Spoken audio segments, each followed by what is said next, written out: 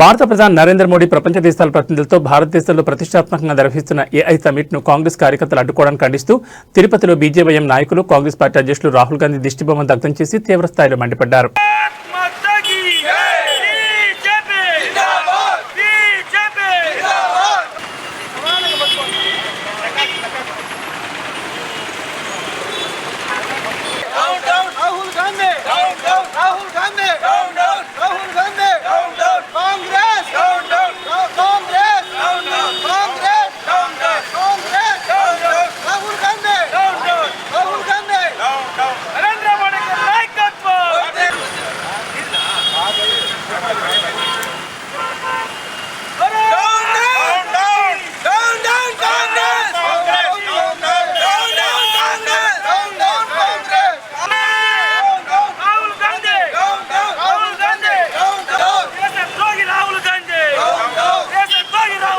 భారతదేశంలో ఎంతో ప్రతిష్టాత్మకంగా జరుగుతున్నటువంటి ఏ సమిట్ని ఏదైతే కాంగ్రెస్ కార్యకర్తలు అడ్డుకున్నారో చాలా సిగ్గుమాలిన చర్యది.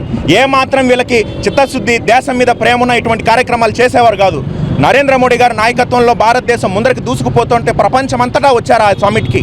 ప్రపంచ దేశాల నుంచి అనేక మంది ముఖ్య ప్రతినిధులందరూ వచ్చి మన యువత భవిష్యత్తు కోసం మన నరేంద్ర మోడీ గారు ఎంతగానో ప్లాన్ చేసి ముందరికి వెళ్తుంటే అటువంటి సమిట్లోకి వీళ్ళు వెళ్ళి దౌర్జన్యంగా దొంగ క్యూఆర్ కార్డులతో లోపలికి ఎంటర్ అయ్యి వాళ్ళు అక్కడ పోయి దౌర్జన్యం చేశారంటే కాంగ్రెస్ పార్టీ యొక్క వ్యక్తిత్వము, వాళ్ళ మనస్సాక్షి ఎటువంటిదో అందరూ గమనించాల్సిన అవసరం ఉంది. వాళ్ళకు కావాల్సింది భారతదేశ ప్రగతి కాదు, వాళ్ళకు కావాల్సింది ఎంతసేపు ఇతర దేశాల కొమ్ముగాయాలా, భారతదేశం నరేంద్ర మోడీ గారు డౌన్ అవ్వాలనే ఆలోచన తప్ప వారికి వేరే ఆలోచనే లేదని చెప్పి మీకు తెలియజేస్తున్నాము.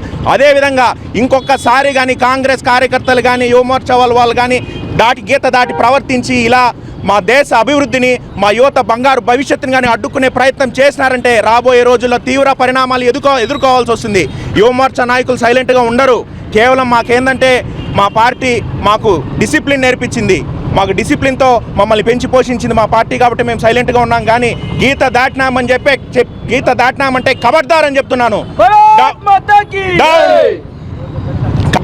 ఏదైతే నిన్న జరిగిన సందర్భం చూస్తే వాళ్ళకి భారతదేశం అభివృద్ధి చెందాలని లేదు. యూత్ కాంగ్రెస్కి వికసిత్ భారత్ కోసము మేము ఎంతైనా పోరాడతాము, ఎన్ని త్యాగాలైనా చేస్తాము, ఎక్కడికైనా వస్తాము. ఇదే వికృత చేష్టలు మళ్ళీ చేశారంటే మాత్రము బీజేవైఎం కార్యకర్తలు ఎక్కడికైనా తెగిస్తారు, ఏమైనా చేస్తారు. భారత్ మాత